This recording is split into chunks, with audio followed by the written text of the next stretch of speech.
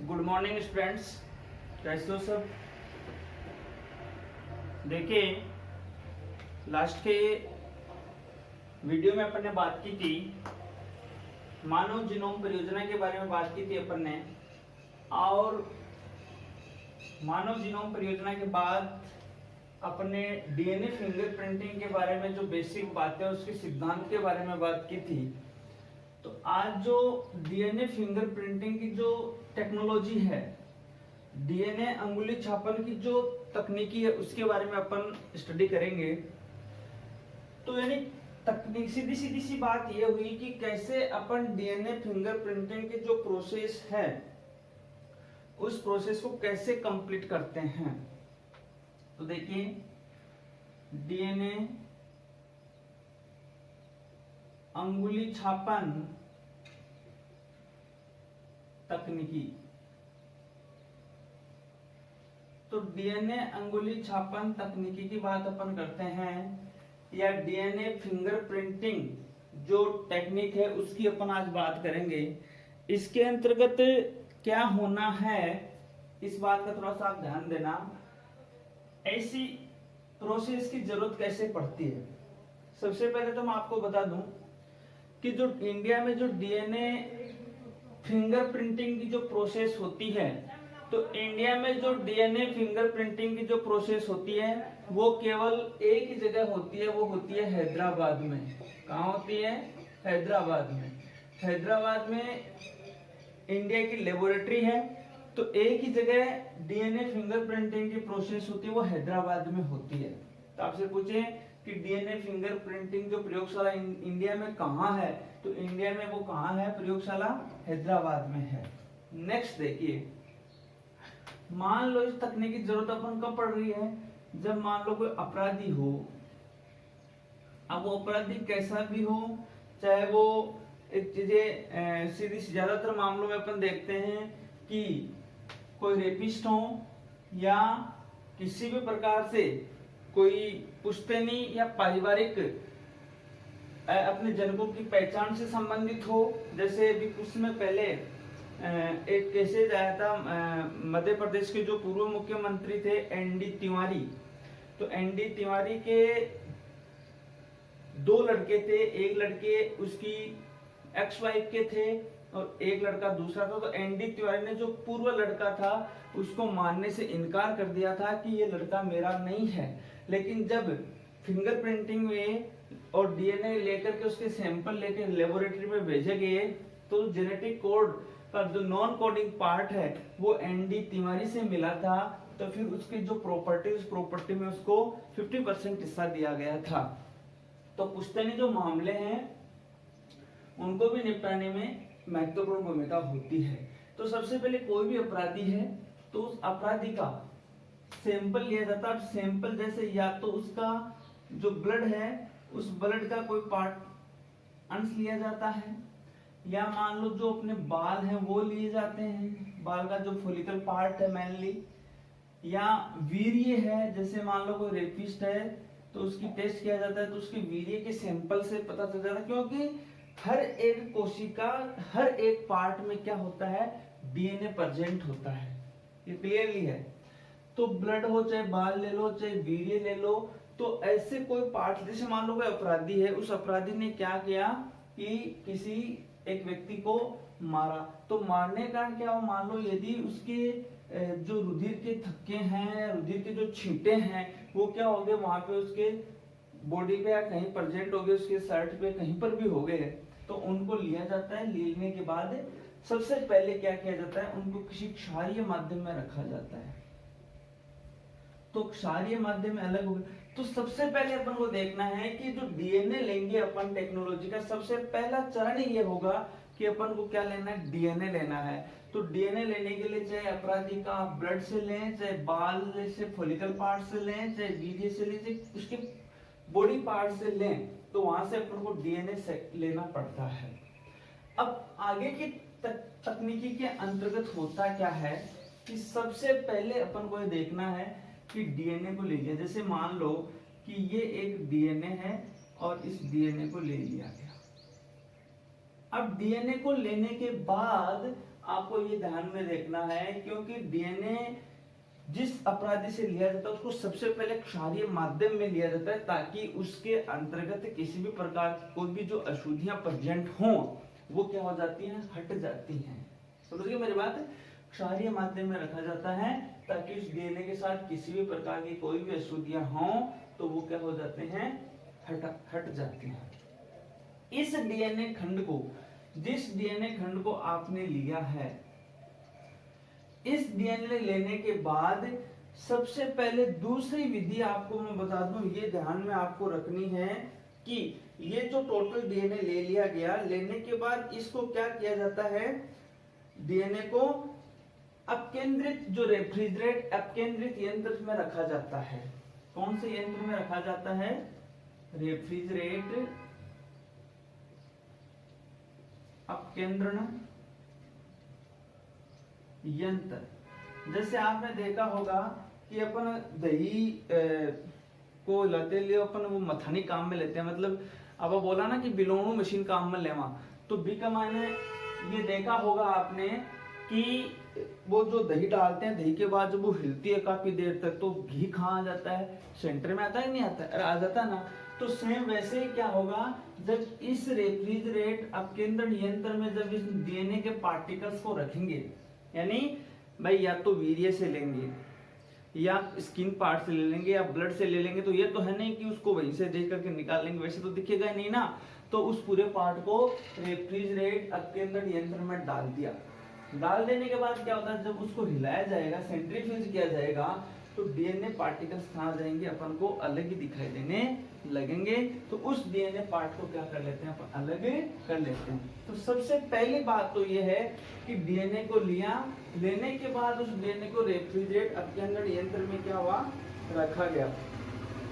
अब रखने के बाद देखिए, मान लो यदि जो डीएनए जो भी पार्ट अपन ने लिया था, चाहे वो ब्लड लिया था चाहे वीर्य लिया था, वो पार्ट लेने के बाद यदि डीएनए का अंश कम है, डीएनए का अंश कम है, तो कम है या नहीं है तब तो अपने कोई दिक्कत नहीं है। तो सबसे पहले प्रोसेस में तो अपन क्या करते हैं, उसका अपकेंद्रण करते हैं। यदि कम है तो पीसीआर जो टेक्नोलॉजी है, पॉलीमरेज चेन रिएक्शन है, उसमें उसका क्या करते हैं, परिवर्धन करते हैं। पीसीआर क्या होती है, कुछ पीसीआर वह टेक्नोलॉजी होती है, बायोटेक वाले में पढ़ेंगे, जिससे चंद सेकंडों में करोड़ों की संख्या में डीएनए की फोटो प्रतियां क्या होती हैं, प्राप्त की जाती हैं। तो पीसीआर आपको ध्यान रखना, पॉलीमरेज, फुल पूरा नाम हो जाएगा इसका पॉलीमरेज चेन रिएक्शन। और उसके खोज करने वाले कौन थे, केरीमुलिस थे। इन्होंने खोज की थी पीसीआर की, केरीमुलिस ने की थी।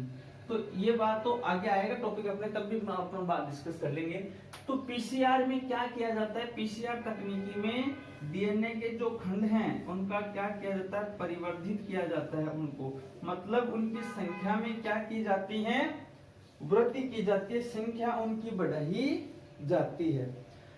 अब इसके बाद अपन क्या करते हैं कि जो डीएनए खंड हो गए, उस डीएनए खंड में अपन को क्या देखना है, बहुरूपता का चयन करना है, क्योंकि अपन को नॉन कोडिंग पार्ट का तो ध्यान में रखना है कि जो पार्ट क्या है बाकी से अलग है कि नहीं है। भाई 99% 99.9% बात तो कॉमन थी, लेकिन अपन को तो आरएफएलपी का निर्धारण करना है, रेस्ट्रिक्शन, फ्रेगमेंट, लेंथ, पॉलीमॉर्फिज्म। इस आरएफएलपी भाग का क्या करना है, अपन को निर्धारण करना है। तो निर्धारण करने के लिए क्या होगा भाई, जो डीएनए अपन ले रहे हैं उस डीएनए खंड पे रेस्ट्रिक्शन जो एंजाइम है, उस रेस्ट्रिक्शन एंजाइम की क्या करवाएंगे अपन, वहां पे रिएक्ट करवाएंगे, उसकी क्रिया वहां पे अपन करवाएंगे। अब होगा क्या, यह जो रेस्ट्रिक्शन एंजाइम है, यह रेस्ट्रिक्शन एंजाइम क्या करेगा, डीएनए खंडों को विभिन्न भागों से तोड़ेगा। भाई यहाँ रेस्ट्रिक्शन एंजाइम यानी प्रतिबंधित एंजाइम की प्रोसेस हो रही है, तो प्रतिबंधित एंजाइम की क्रिया हो रही है, तो ये प्रतिबंधित एंजाइम क्या करेगा, उस डीएनए खंड को, क्योंकि एंडोन्यूक्लियस मेनली मैंने आपको बताया था आंतरिक खंडों से क्या करेगा, पृथक करेगा कि नहीं करेगा, तो उसको क्या करेगा, ये अलग करेगा। प्रतिबंधित करने के बाद एक अनेक जो डीएनए खंड है, तो अपन को क्या किया जाता है, बिल्कुल स्लिम एंड बारीक पीस को वहां से चूज करना है। तो इसके लिए एक विधि होती है जेल इलेक्ट्रोपोरेसिस विधि। कौन सी विधि होती है, जेल इलेक्ट्रोपोरेसिस विधि। इस जेल इलेक्ट्रोपोरेसिस विधि में क्या होता है, विभिन्न प्रकार के ऐसे खंड होते हैं, अलग अलग प्रकार के, ऐसे इस प्रकार से, और ऐसे हाई वोल्टेज से क्या होती है, जुड़ी हुई होती है।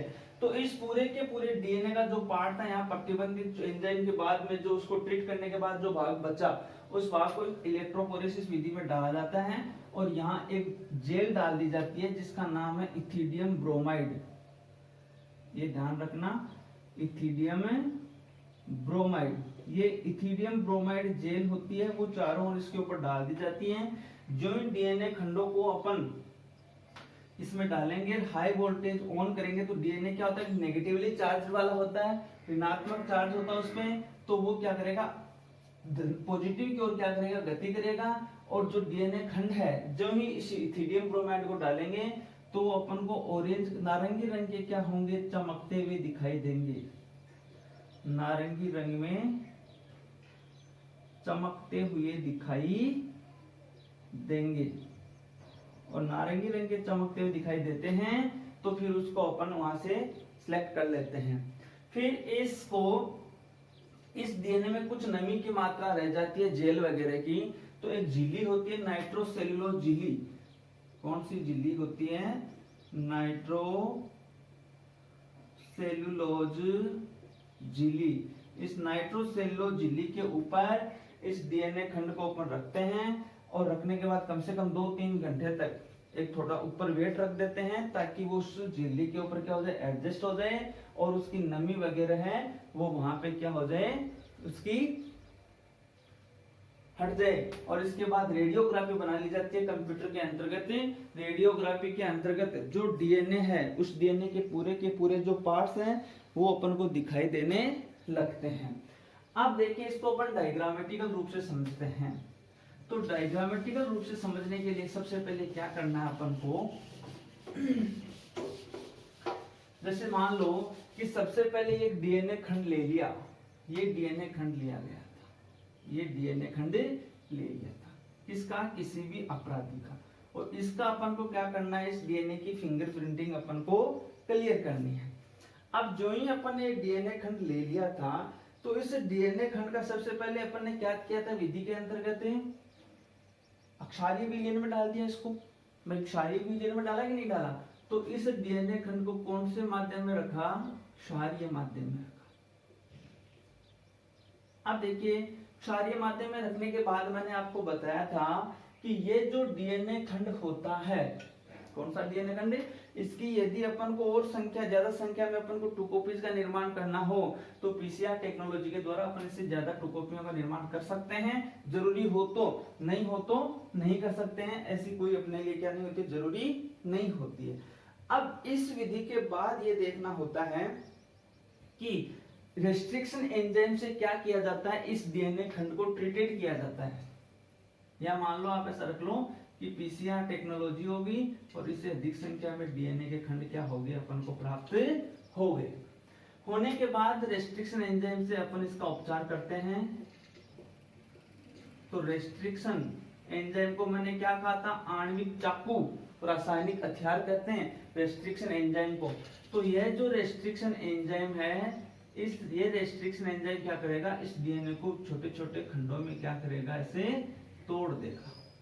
तो ये क्या हो गए, डीएनए सेगमेंट या खंड, ये कि नहीं है, छोटे छोटे भागों में जब तोड़ देगा तो अपन को बिल्कुल बारीक से बारीक भाग का क्या करना है, सिलेक्ट करना है। बारीक से बारीक भाग को अपन को क्या करना है, चूज करना है। तो चूज करने के लिए मैंने आपको कौन सी विधि बताई थी, जेल इलेक्ट्रोपोरेसिस विधि बताई थी। तो इसके बाद अपन को क्या करना है, जेल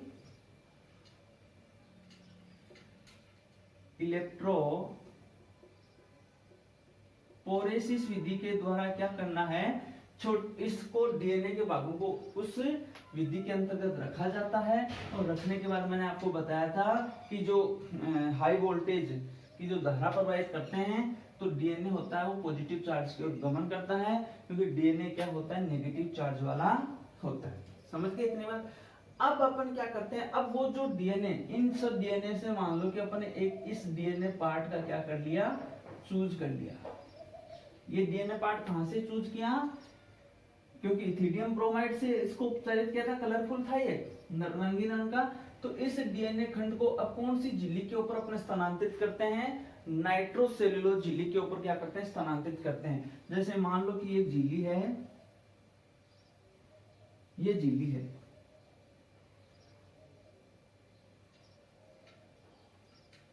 ये नाइट्रोसेल्यूलोज झिल्ली है। इस नाइट्रोसेल्यूलोज झिल्ली के ऊपर इस डीएनए खंड को अपन ने क्या कर दिया, यहाँ पे व्यवस्थित कर दिया।